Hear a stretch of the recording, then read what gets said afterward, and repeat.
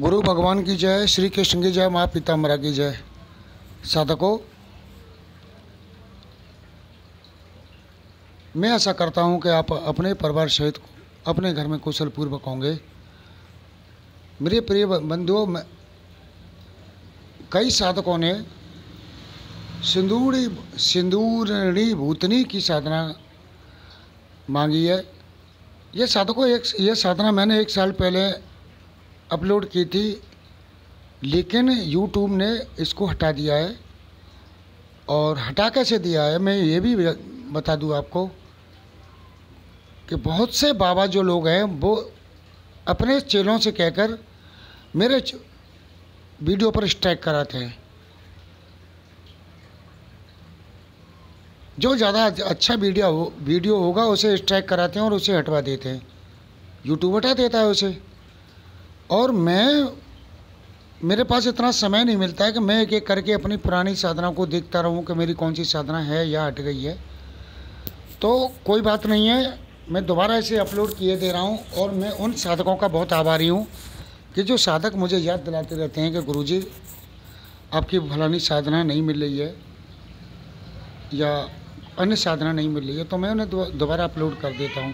तो साधकों, मैं आपको 12 दिन के ये सिंदूरणी भूतनी साधना के बारे में बता देता हूं।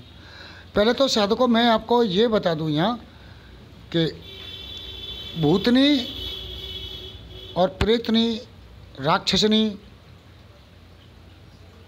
पिशाचनी, चुड़ैल, प्रेत आत्मा में क्या अंतर है। एक साधक बंधु ने मुझे कमेंट करके कहा था कि शर्मा जी, आप जो है ये निम्न कोटि की साधनाएं न बताएं। आप तो ईश्वर भक्त हैं, ब्रह्म के उपासक हैं, माँ के उपासक हैं। आप इस तरह की साधना न बताया करें। तो साधकों देखो, इस दुनिया में 3 तरह के व्यक्ति रहते हैं, राशि, सात्विक, तामसिक। मैं केवल राशि और सात्विकी साधना ही बताता हूँ। तामसिक साधनाओं से मेरा कोई तात्पर्य नहीं है, न मैं उनके बारे में कभी सोचता हूँ और ना कभी कोई साधना बताने की चेष्टा करता हूँ। तो साधकों, जितनी भी सुंदरी साधना हैं, अप्सरा हैं, यक्षिणी हैं, किन्नरी हैं, भूतनी है, ये इतर योनि की साधना नहीं है। योगिनियाँ हैं, ये इतर योनि की साधना नहीं है। इतर योनि में राक्षसनी, प्रेतनी, डांकनी, शाकनी, चुड़ैल, जिन्न, ये वगैरह आते हैं। प्रेत आत्माएं ये आती हैं। भूत का अर्थ समझने के लिए हमें श्रीमद् भागवत गीता की तरफ जाना पड़ेगा, जहाँ भगवान श्री कृष्ण ने कई बार भूत शब्द का प्रयोग किया है और उन्होंने कहा है कि मैं सभी भूतों में विद्यमान हूँ। सभी भूत मेरे इशारे पर कार्य करते हैं। सभी भूतों में मैं विद्यमान हूँ, या अथवा सभी भूत पूर्व जन्म के संस्कार के अनुसार जन्म लेते हैं। तो साधकों, यहाँ बात ये सिद्ध हो जाती है, श्रीमद् भागवत गीता सबसे बड़ा सिद्ध पुराण है, यह ग्रंथ है। मैं जानता हूँ श्रीमद् भागवत गीता वेदों से भी बड़ा ग्रंथ है और वो ये सिद्ध कराता है कि भूत जो है या भूतनी जो है कोई प्रेत आत्मा या इतर योनि नहीं है। उन्होंने जीवंत के लिए भूत शब्द का प्रयोग किया था। अब हम यहाँ अपने चरण में कोई कुछ भी कह ले, उससे कोई या भ्रांतियाँ पैदा कर दे, तो उसमें कोई क्या कर सकता है।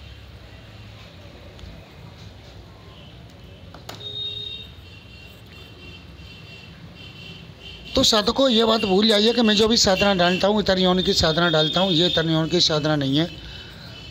और इसके बाद भी मैं बताता हूँ कि ये साधनाओं के बाद में, साधना करने के बाद में आदमी 5,000, 2,000, 10,000, 20,000 साल तक जिंदा रहने के बाद में उच्च कुल में जन्म लेता है। अगर ये इतर योनि की साधनाएं होती तो साधकों में भला ये क्यों कहता है कि उच्च कुल में जन्म लेगा या ब्राह्मण कुल में जन्म लेगा या राशि कुल में जन्म लेगा? क्योंकि इतर योनि की साधना करने वाले हमेशा प्रेत आत्मा बन के भटकते रहते हैं और एक बात और यहाँ रहस्य बता दूँ, जितनी भी अघोरी हैं वो सभी, उनको कभी जन्म नहीं मिलता है, वो इसी तरह भटकते रहते हैं, प्रेत आत्मा की तरह भटकते, प्रेत बन के भटकते हैं। ये बात मैं प्रमाण के साथ दे सकता हूँ। कोई आदमी अगर इस पर शास्त्रार्थ करना चाहे तो मैं प्रमाण दे सकता हूँ कि जितने भी अघोरी लोग हैं, तामसी प्रवृत्ति की साधना करने वाले लोग हैं, प्रेत आत्मा बन के भटकते रहते हैं, उन्हें कभी जन्म नहीं मिलता है। और जिन साधना को मैं बताता हूँ उनमें जन्म की बात कहता हूँ, ये प्रमाण है मेरे पास। मैं ऐसे कहीं हवा में पकड़ के नहीं कहता हूँ कि कहीं से हवा में पकड़ के साधना बता दी और कर दी। मैं प्रमाण रखता हूँ किसी बात के, तभी आगे कहता हूँ, क्योंकि मैं जानता हूँ साधकों यहाँ सभी ज्ञानी हैं। हर आदमी कुछ न कुछ ज़्यादा जानता है। जितना मैं जानता हूँ मुझसे कुछ न कुछ अलग कोई सामने वाला जानता है। आप भी कुछ न कुछ अलग जानते होंगे। तो मैं इन चीज़ों का विशेष ध्यान रखता हूँ कि कोई टीका टिप्पणी ना करे और मेरे वचनों को झूठा साबित ना करे, इसलिए मैं ये बातों का विशेष ध्यान रखता हूँ साधकों। तो कोई बात नहीं है साधकों, मैं वीडियो को आगे बढ़ाता हुआ मैं आपको 12 दिन की सुंदूरणी भूतनी के बारे में, साधना के बारे में बता रहा हूँ। साधकों ये साधना आपको शून्य देवालय में करनी है। और अब शून्य देवालय का मतलब क्या है? ऐसा कोई मंदिर हो जहाँ कोई आता जाता ना हो, या अपने घर में तुम्हारा जो मंदिर है देवालय है, उस देवालय में कोई आए जाए नहीं, बिल्कुल लॉक लगा रहे, उस जगह पर यह साधना करें। इसके 8000 मंत्र रोज जपने, साधकों ज़्यादा नहीं जपना है। 9वें दिन देवी आकर साधक से पूछती है कि मुझे क्यों बुलाया।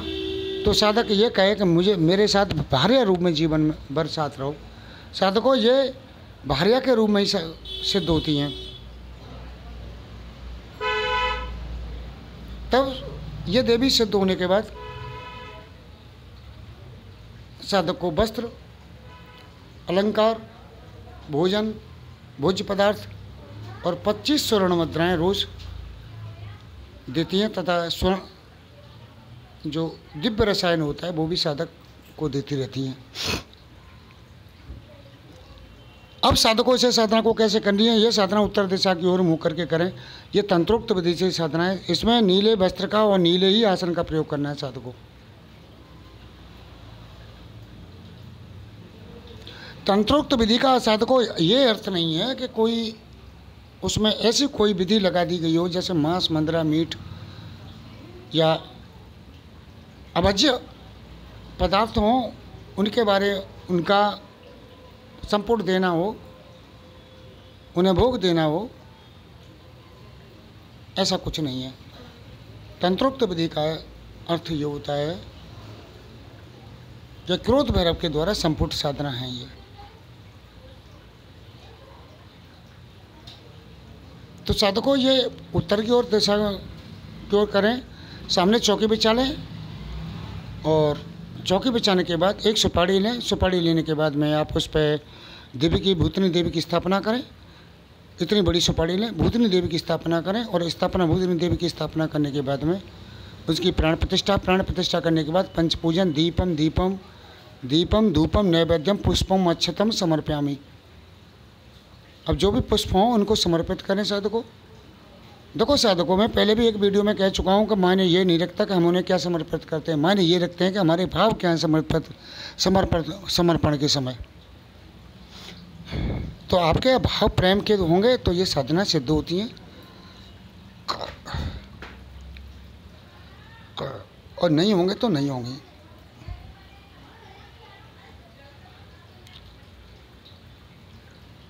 और उसके बाद में जो विधि है उस विधि विधान के अनुसार ये साधना को आप साधक करें। और 12वें दिन लास्ट में ये साधना सिद्ध हो जाती है। वैसे मैं ये डाल चुका हूँ साधक, मैं करीब 1 वर्ष पहले डाली थी, मैं बता चुका हूँ थोड़ी देर पहले। अभी हट गई है तो मैं दोबारा वीडियो बना के इसे डाल रहा हूँ साधकों। और जो भी साधक इस साधना को करे मुझे बता सकता है और साधना लेके साधना कर सकता है। ये गुलाबी स्फटिक की माला से होगी, जहाँ में इसमें और कुछ ज़्यादा कुछ नहीं लगता है। गाय के घी का दीपक लगता है, 2 लौंग, 1 कपूर किसी बर्तन में धर के जलाते हैं अपनी और धूप अगर हो तो जो है गुग्गुल की धूप जलाएं और कनेर के पुष्प या बेला के पुष्प हों तो उनका ये उन्हें अर्पण करें और ये साधना बहुत जल्दी सिद्ध हो जाती है साधकों। तो साधकों, इसी के साथ मैं आपसे विदा लेता हूँ। ये वीडियो कैसा लगा आप मुझे बताना। अगले वीडियो में फिर आपको मिलूँगा। जब तक के लिए जय श्री कृष्ण, जय श्री कृष्ण, जय श्री कृष्ण।